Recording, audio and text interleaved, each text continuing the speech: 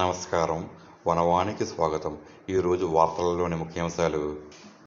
వేసవికాలం రాగానే యథేచ్ఛగా సాగుతున్న అక్రమ మట్టి తవ్వకాలను అరికట్టాలని, భారీ లారీల రవాణా వల్ల దెబ్బతింటున్న రోడ్లు, వంతెనలను కాపాడాలని ప్రజాసంఘాల నాయకులు డిమాండ్ చేశారు.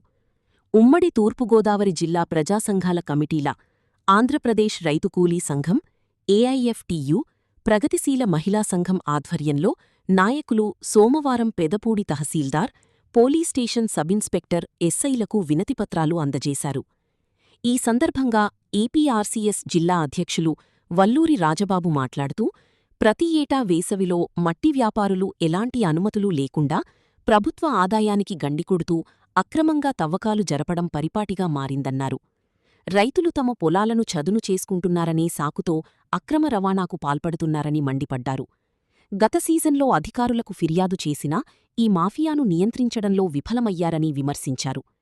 ఈ ఏడాది కూడా అక్రమ రవాణా యథేచ్ఛగా కొనసాగే అవకాశమున్నందున ముందస్తుగానే తహసీల్దార్, ఎస్ఐలకు వినతిపత్రాలిచ్చామన్నారు.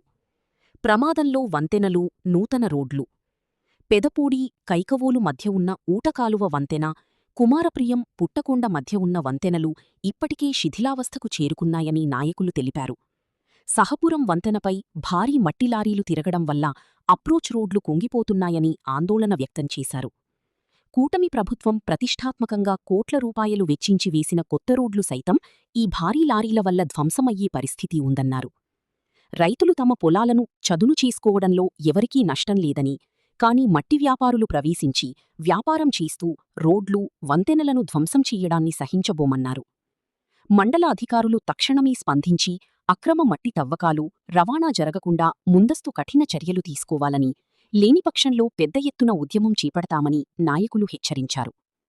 ఈ కార్యక్రమంలో ఏపీఆర్సీఎస్ జిల్లా నాయకులు వెల్లి సత్తిబాబు, ఏఐఎఫ్టియు జిల్లా అధ్యక్షులు మడికి సత్యం, ప్రగతిశీల మహిళా సంఘం నాయకురాలు రెడ్డి దుర్గాదేవి తదితరులు పాల్గొన్నారు. లేఅవుట్లకి భారీ ఎత్తున అమ్ముకుని సొమ్ములు చేసుకుంటూ ఉన్నారు.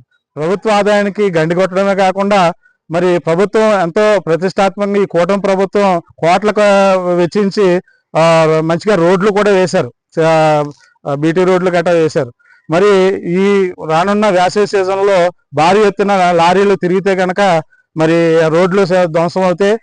అంతేకాకుండా ఇక్కడ కైకోలు, పెదపూడి నుంచి కైకోలు మధ్యలో ఊటకాల మీద వంతెన ఒకటి ఉంది, అది శిథిలావస్థకు చేరింది.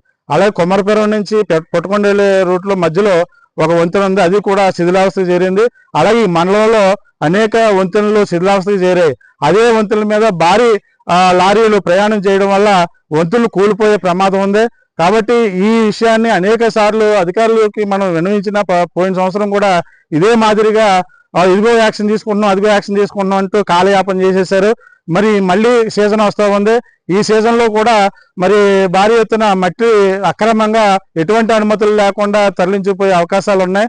మరి దీని మీద ముందస్తుగా మరి తహసీల్దార్ గారికి ఈరోజు మేము పిటిషన్ ఇవ్వడం జరిగింది. తహసీల్దార్ గారికి పిటిషన్ ఇస్తే మరి నేను ఒక్కనే కాదు, పంచాయతీ సెక్రటరీ గారు, అలాగే పోలీస్ అధికారులు, ఇతర అధికారులు కూడా మరి దీని బాధ్యులుగా ఉంటారు. వాళ్ళని కూడా మీరు సంప్రదించండి అని చెప్తూ ఉన్నారు.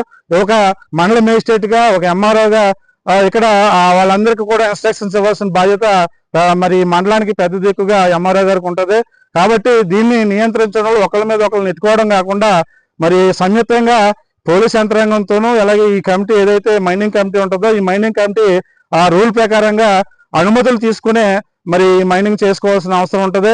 మరి రైతులు తమ భూమిలో తమ ఎత్తుపల్లాలో చదును చేసుకుంటే ఎటువంటి అభ్యంతరం లేదు.